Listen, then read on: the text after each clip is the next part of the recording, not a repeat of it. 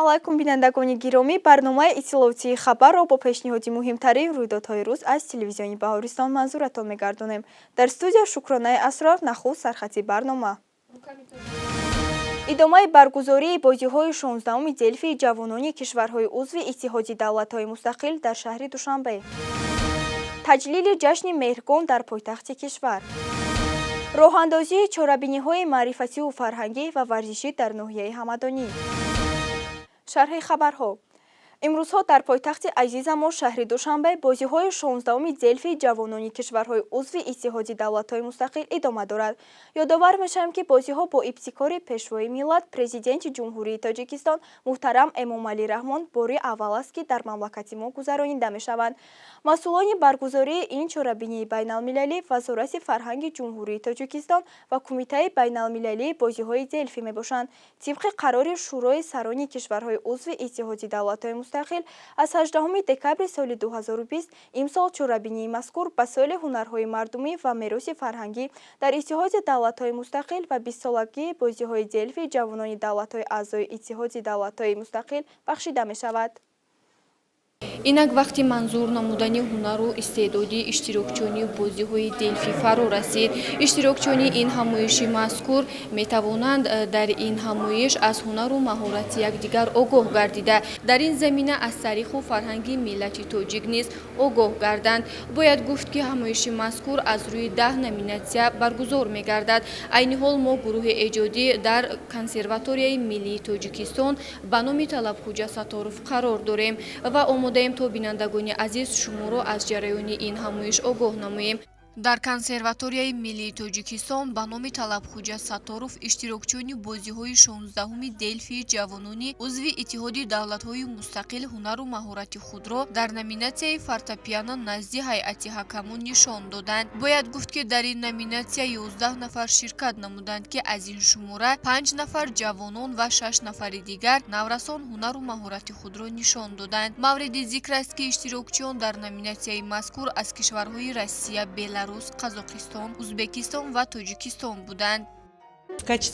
ба ҳайси узви ҳакамон шомилам ва ин бори аввал аст, ки дар бозиҳои 16-уми делфӣ иштирок мекунам.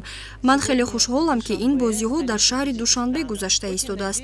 умедвор ҳастам, ки дар бозиҳои мазкур боз истеъдодҳо ва чеҳраҳои нав дарёфт мешаванд ва бисёр мехоҳам, ки онҳо дар оянда яке аз санъаткорони маълуму маъруф гарданд.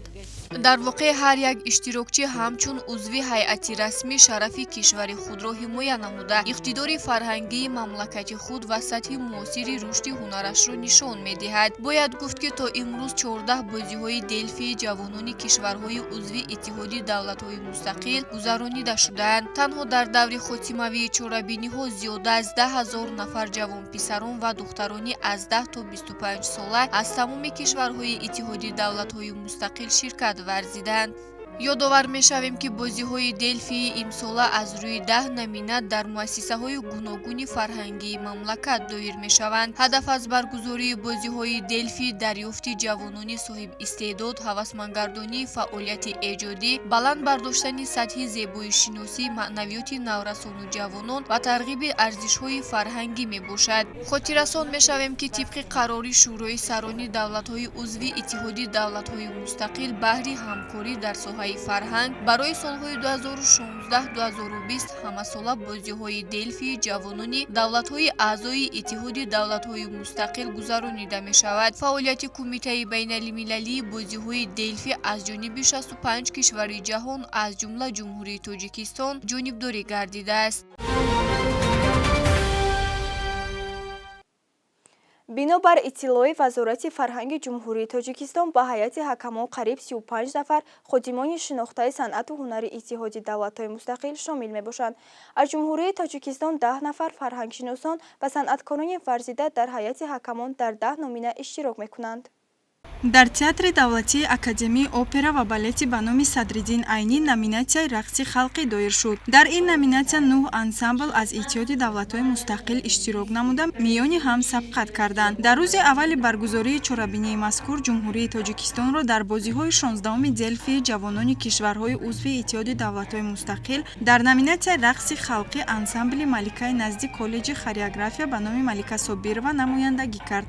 Бояд гуфт ки дар ин номинатсия иштирокдорон дар бахши аввал рақсҳои халқии кишвари худро пешниҳоди аъзои ҳакамон гардониданд. Ба ҳайати ҳакамон ходимони шинохтаи фарҳангу ҳунари Иттиҳоди давлатҳои мустақил шомил буда ба ҳунари истеъдод ва малакаи иштирокдорон баҳогузорӣ карданд. Тавре иштирокдорони ин чорабинии сатҳи байналмилалӣ иброз доштанд, бозиҳои 16-уми Делфии ҷавонони кишварҳои узви Иттиҳоди давлатҳои мустақил дар баробари нишон додани ҳунари хеш инчунин ба онҳо имконият медиҳад ки аз фарҳангу тамаддуни миллати тоҷик ошно шуда бо дигар ширкатдорони ин чорабинӣ дӯстӣ пайдо намоянд. мо омадем то ки нишон диҳем фарҳанги миллатамонро, инчунин таҷриба, дониш, ҳунар, маҳорати худро мубодила мекунем. Ва ман бисёр шаҳри Душанбе писанд омад. Шаҳри офтобрӯя ва хело тоза, озод аст. Ёдовар мешавем ки ҳадаф аз баргузории бозиҳои Делфи дарёфти ҷавонони соҳибистеъдод, ҳавасмандгардонии фаъолияти эҷодӣ, баланд бардоштани сатҳи зебоишиносӣ, маънавиёти наврасону ҷавонон ва тарғиби арзишҳои фарҳангии миллӣ мебошад. Ҳар як ансамбли дар ин номинатсия ширкат дошта бо омодагии ҷиддӣ дар чорабинӣ иштирок намуда, иқтидори фарҳангии мамлакати худ ва сатҳи муосири рушди ҳунарашонро нишон доданд. Мы приехали первый раз.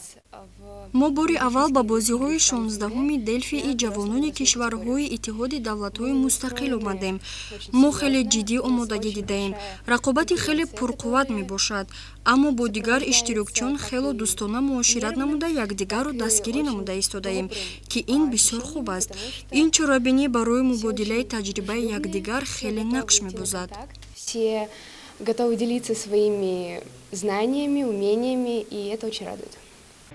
Ёдовар мешавем ки аз санаи 14 октябр дар шаҳри Душанбе бозиҳои 16-уми Делфи доир гардида истодааст. Дар он зиёда аз 300 нафар истеъдодҳои ҷавони аз 10 то 25 сола аз тамоми кишварҳои Иттиҳоди давлатҳои мустақил аз рӯи номинатсияҳои фортепиано, скрипка, санъати тасвирӣ, сарояндаи академӣ, сарояндаи халқӣ, сарояндаи эстрада, рақси халқӣ, созҳои нафасӣ, созҳои халқӣ ва ҳунарҳои мардумӣ ҳунарнамоӣ мекунанд, ки беҳтаринҳо интихоб гардида бо медалҳои тилло, нуқра ва биринҷӣ сарфароз мешаванд.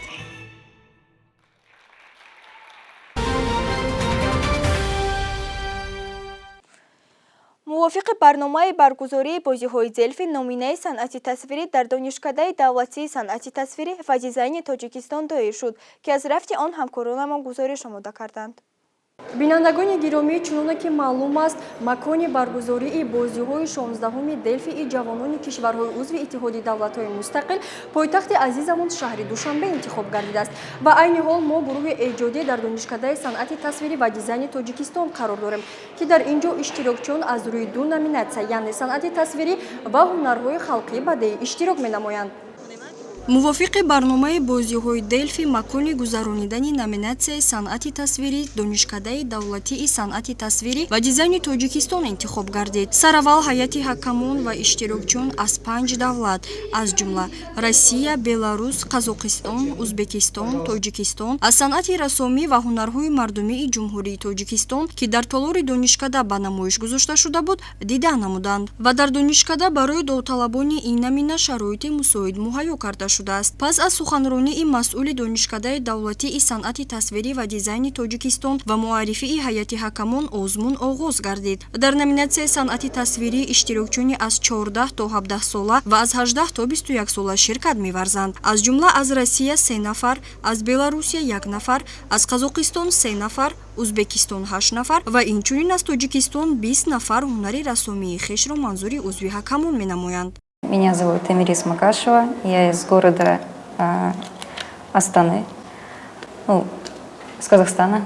Очень приятно, меня тоже зовут Эмирис.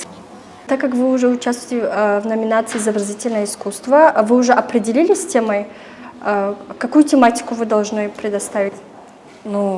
Показать свой мир Я думаю, может добавить немного что-то народное, лошадей или там, не знаю, орла, гор. Какие у вас впечатления? Ну, люди очень добрые, красивые. Мне очень понравилась природа. Очень высокие деревья, разнообразные растения. Ну, вообще, очень красиво.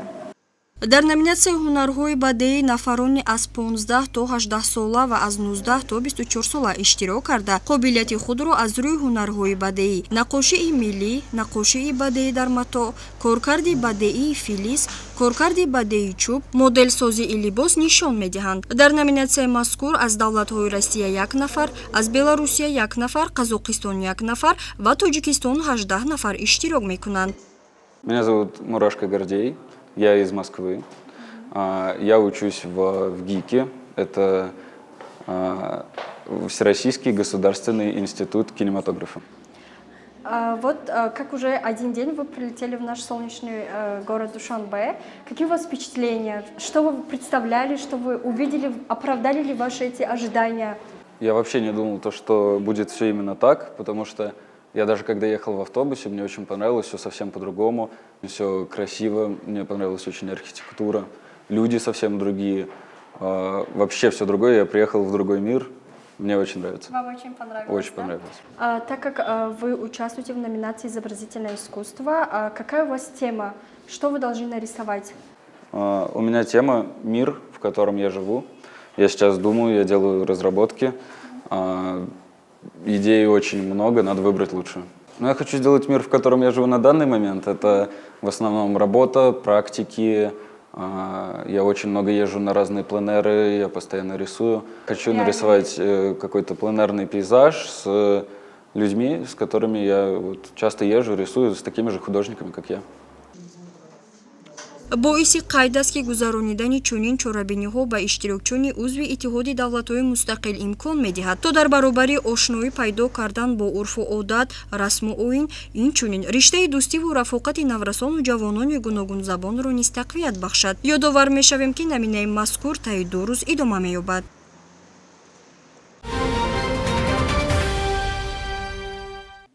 мавзӯи дигар дар боғи фарҳангию фароғатӣ ба номи Абулқосим Фирдавсии пойтахт бо ташаббуси Вазорати кишоварзии Ҷумҳурии Тоҷикистон Иди Меҳргон ҳамроҳ бо фестивал намоиши маҳсулот ва техникаҳои кишоварзӣ ва Иди Асал бо шукӯҳу шаҳомати хоса ҷашн гирифта шуд.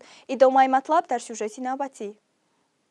дар боғи фарҳангию фароғатӣ ба номи Абулқосим Фирдавсии шаҳри Душанбе Иди Меҳргон мероси пурарзиши аҷдодон ва яке аз рукнҳои муҳими худшиносиву ҳуввияти миллии мо бо шукӯҳ шаҳомати хоса таҷлил гардид. Инчунин дар ин рӯз фестивал намоиши маҳсулот ва техникаҳои кишоварзӣ ва Иди Асал низ доир шуд. дар ин ҷашнгоҳ кишоварзони мамлакат бо манора ва ороиши махсус навъҳои гуногуни зироат, меваву сабзавот ва полезиҳо аз қабили харбузаву тарбуз, ангур, хурмою анор ва дигар навъи маҳсулоти кишоварзиро пешниҳод намуданд ки сарзамини биҳиштии будани Тоҷикистонро бори дигар нишон медиҳад. ҳамоиши мазкур бо ташаббуси Вазорати кишоварзии Ҷумҳурии Тоҷикистон ва мақомоти иҷроияи ҳукумати давлатии шаҳри Душанбе доир шуд. деҳқонони мамлакат аз тамоми гӯшаву канори ҷумҳурӣ дастранҷи худ маҳсулоти кишоварзӣ аз қабили навъҳои гуногуни зироат, меваҷот, сабзавот, асали табиӣ, техникаю мошинолот, ихтирооти вобаста ба соҳаро пешниҳоди иштирокдорон намуданд. дар ин макон ҳамчунин аз ҷониби беҳтарин кадбонҳои мамлакат хӯрокҳои миллӣ омода гардида манзури сокинон ва меҳмонони пойтахт гардонида шуд. дар гӯшаи дигари боғ ҳунарҳои мардумӣ ба намоиш гузошта шуданд ки ҳар кадоми он ифодагари меҳнати дастии ҳунармандон буда аз завқу маҳорат ва таърихи бой доштани ҳунармандӣ дар Тоҷикистон дарак медиҳад. дар намоиши мазкур намояндагони ҳукумати мамлакат, Вазорати кишоварзӣ, мақомоти иҷроияи ҳукумати давлатии шаҳри Душанбе, Академияи илмҳои кишоварзӣ, Донишгоҳи аграрии Тоҷикистон ва сокинону меҳмонони пойтахт иштирок намуданд. ҳадаф аз баргузории иди мазкур тарғиби рушди маҳсулоти кишоварзӣ, муаррифии дастранҷи деҳқон ва аз таҷрибаи деҳқонон баҳра бурдан аст. зикр шуд ки ҷашни Меҳргон дар фарҳангу тамаддуни тоҷикон ҷойгоҳи ба худ хос дорад. бояд гуфт ки истиқлоли давлатии Ҷумҳурии Тоҷикистон барои эҳёи расму оинҳои миллӣ аз ҷумла Меҳргон заминаи воқеӣ ба вуҷуд овард. ман аз таваҷҷӯҳи хосаи асосгузори сулҳу ваҳдати миллӣ пешвои миллат президенти Ҷумҳурии Тоҷикистон муҳтарам Эмомалӣ Раҳмон ба гиромӣ дошт ва эҳёи احیای جشن‌های ملی بود که در زمان صاحب‌استقلالی مملکت مهرگان از نو با تمام شهامتش احیا و به قطار بهترین جشن‌های ملی وارد گردید و هر سال با تنتنه جشن گرفته می‌شود. امروز مهرگان جشن کشاورزان، حاصل و فراوانی نعمت دهقانی، برکت روزگار و خوشی مردمی فرهنگ سرشت و زحمت‌پیشه تاجیکستان است. در جنبش نمایش به کشاورزان فعال از جانب وزارت کشاورزی مملکت افتخارنامه و تحفه‌ها تقدیم گردیدند. واقعا مهرگان رمزی تیرماهی زرنیسار و ایام جمع‌آوری حاصل با عرق جبین کشته مرد دهقان می باشد. باید گفت که عید مهرگان همه ساله در سراسر جمهوری تجلیل گردیده، آن مثل جشن‌های تاریخی نوروز، سده، تیرگان و غیرها از قدیم‌ترین عیدهای ملی مردم آریان نژاد محسوب می شود و به شک صاحب استقلالی به این جشن اجدادی عمری دوباره بخشید. در کتابخانه ملی تاجیکستان بخشیده به تجلیل عید مهرگان میزی مدور تحت عنوان آمد خجسته مهرگان برگزار گردید. در کار چرابینی مذکور عالمان و کارشناسان از تشکیلات و مؤسسه‌های اکادمی ملی علم‌های تاجیکستان اشتراک و سخنرانی نمودند. نمایش مذکور را مسئولین کتابخانه افتتاح نموده دایر به تاریخ و پیدایش این جشن نیاگان معلومات مختصر بیان داشتند. سپس پروفسور اسکرعلی رجبوف از انستیتوت تاریخ، باستانشناسی و مردم شناسی به نام احمد دانش دایر به جشن‌های نوروز، مهرگان، سده و تیرگان معلومات مفصل را پیشنهادی حاضرین نمود. طوری در چرابینی اشتراکداران قید نمودند عید مهرگان تاریخی 4000 ساله داشته، اون از زمانهای قدیم تا به امروز میان مردمان آریان نژاد معلوم و مشهور گشته است. محض با شرافت استقلال دولتی جمهوری تاجیکستان و سیاست خردمندانه و فرهنگ پرورانه اساسگذار صلح و وحدت ملی پیشوای ملت پرزیدنت جمهوری تاجیکستان محترم امامعلی رحمان این جشن‌های اجدادی و مانند نوروز، مهرگان، تیرگان و سده دوباره احیا گردیدند که نسل نورس و دیگر قشرهای اهالی از تاریخ و تمدن کهن‌بنیاد متاجیکان با خوبی آگاهی پیدا نمودند. اینچنین در این میز مدور درباره تیرما و مسئول دست دهقان یعنی میوه و سبزیجات به حاضرین معلومات پیشنهاد گردید. همزمان در یک گوشه تالار مؤسسه نامبر شده یک زمره اثر و کتاب‌ها که دایر به جشن مهرگان و تاریخ باستانی داشتن این جشن اجدادی وابستگی داشتند به نمایش گذاشته شده بود. برگزاری این میز مدور باری دیگر در روحی کارمندان کتابخانه ملی توسن و جوانان و نورسان حسی ارزش‌های ملی و بلند برداشتن هویت ملی را بالا برداشت. من فکر میکنم که بعد از شنیدن معروضه‌های پرمحتوای کارشناسان باری دیگر از همون تاریخ مهرگان، از همون تاریخ اجدادی خودمان باری دیگر آگاه شدیم. در انتها مسئولین و اشتراکداران به یک زمره سوال و پرسش‌های حاضرین پاسخ‌های مشخص گفتند و تاکید داشتند که محض تجلیل نمودن عید مهرگان و دیگر جشن‌های از نیاگانان با میراث مانده نسل نورس را به دانستن تاریخ و تمدن و خویشتن‌شناسی هویت ملی همه طرفه راهنمون می‌سازد. در حاشیه پیام پیشوای ملت محترم امامعلی رحمان به مجلس عالی جمهوری تاجیکستان از آغاز سال 2022 از جانب کمیته کار با جوانان و ورزش مملکت یک زمره همایش‌ها، ملاقات و واخوری، اینچنین برگزاری مسابقه‌های ورزشی به نقشه گرفته شد و چاره‌بینی‌های مذکور در شهر و ناحیه‌های ولایت ختلان و دیگر شهر و ناحیه‌های مملکت مرحله به مرحله راه‌اندازی گردیدند. شرح موضوع در گزارش نوبتی همکاران ما از ناحیه همدانی.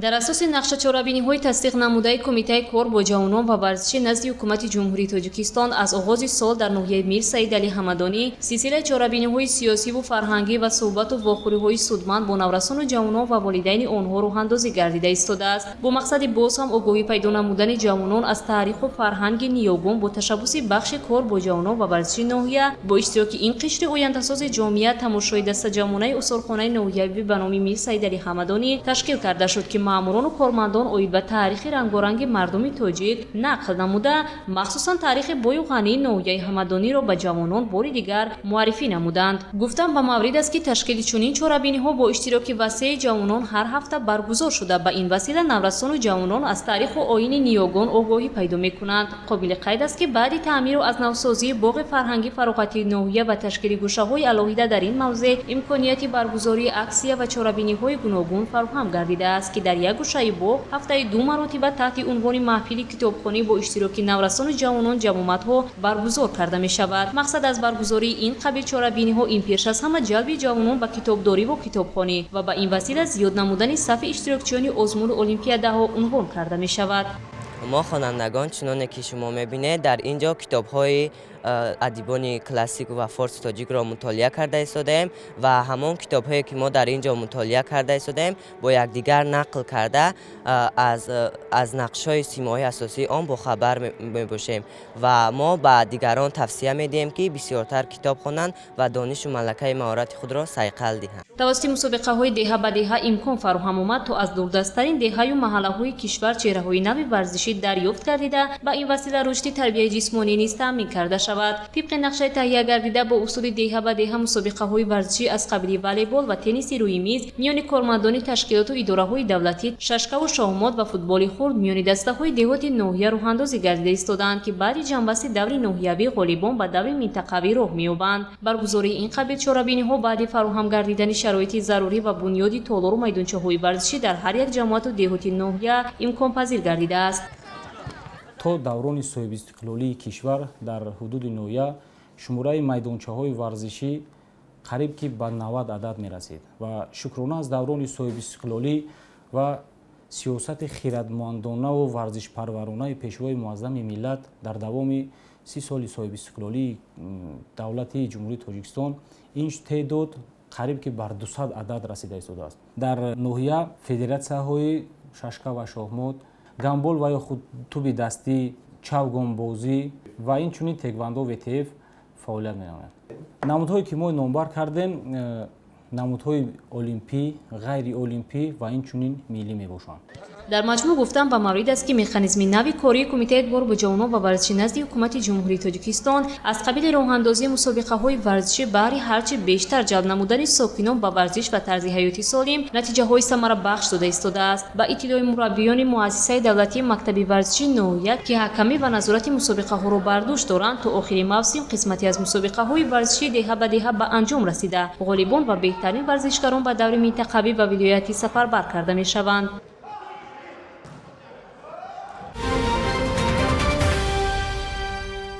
бинандагони азиз бо пешниҳоди ин матлаб барномаи иттилоотии хабар ба анҷом расид. Дигар барномаҳои ҷолиби диданиро метавонед аз сомонаи телевизиони Баҳористон www.tvb.tg дастрас намоед.